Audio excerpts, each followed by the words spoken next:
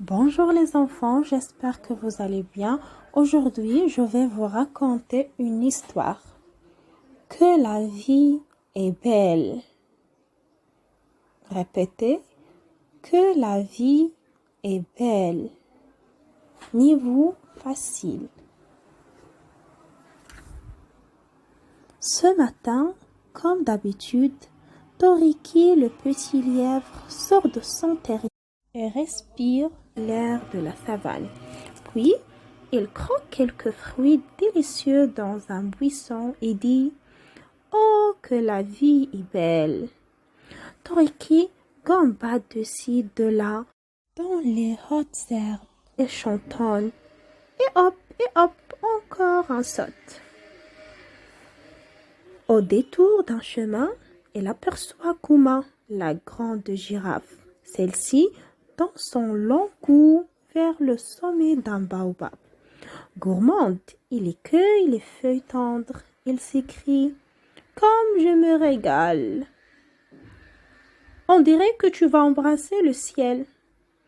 Toriki, le petit lièvre, pense qu'elle a de la chance. Elle est si grande. Kuma soupire. « Tu voudrais être grand? Eh bien, moi je rêve d'être petite. Je pourrais alors me cacher dans les buissons et avoir un terrier pour moi toute seule. Oh, si seulement on pouvait échanger nos tailles. » Toriki propose alors « Allons voir Marabout, le sorcier de la savane, et saura quoi faire. » Et c'est ainsi que petit Toriki et de Kuma s'en vont voir Marabout, l'oiseau sorcier de la savane. L'une est grande et veut repétisser, et l'autre est petit et veut grandir. Ensemble, la girafe et le lièvre s'exclament « Aide-nous, Marabout !» L'oiseau sorcier de la savane répond « Pourquoi pas? Vous êtes prêts? À la lune, à la 2, à la 3. » Et hop, voici Kuma et Toriki transformés selon leur désir. Kuma est heureuse. Elle gambade dans les buissons. Et hop, encore un saut. Et hop, encore un fruit à croquer. Maintenant, elle se cache de Toriki. « Coucou, Toriki, vois-tu comme je suis bien cachée ?» Toriki, lui, est le plus heureux de tous les lièvres. Il est si grand qu'il peut croquer les feuilles tendres de l'arbre de Kuma. Et maintenant, il déclare « Je peux embrasser le ciel !» Comme le monde autour de lui semble petit, il se trouve si fort désormais.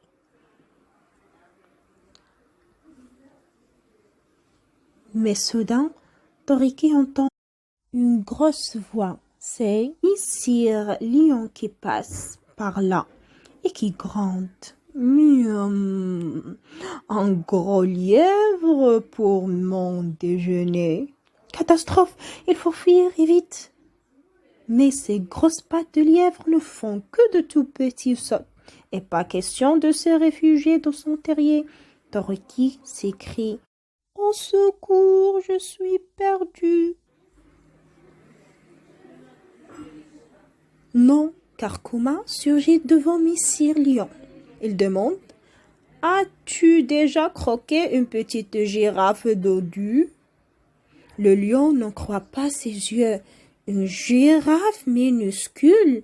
Miam. En apéritif, cela doit être délicieux.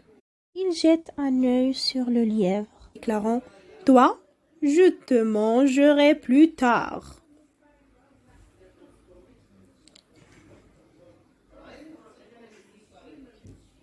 Et il se précipite vers la girafe. « Petite, je vais te dévorer. » Vite, celle-ci se glisse dans les buissons de la savane, mais Sire Lion la poursuit. mais ils s'empêtrent dans l'errance. Kuma l'appelle caché derrière un arbre. « Je suis là, me trouveras-tu, messire lion ?» Oh! Le roi des animaux rugit de colère.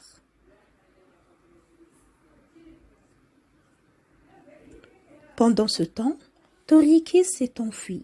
Il est reparti chez Marabout le supplier de lui rendre sa petite taille. « Ce n'est pas si facile de changer de peau. » De son côté, Kuma court jusqu'au terrier de Toriki pour se mettre à l'abri et il s'y glisse. Mais bientôt, la voici plongée dans l'obscurité la plus totale. Elle panique. « J'ai peur, il fait bien trop noir ici. » Vivre sous terre, ce n'est pas pour moi. Affolée, Kuma ressort plus vite qu'elle n'est rentrée.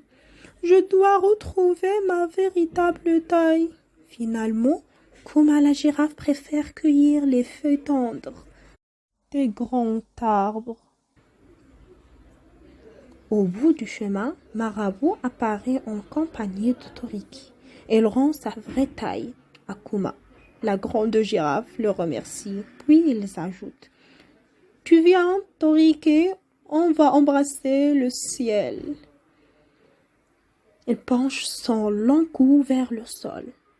Toriki, le petit lièvre, grimpe sur son dos. La grande girafe et le petit lièvre tendent le cou vers le ciel et ensemble ils disent « Comme la vie est belle !»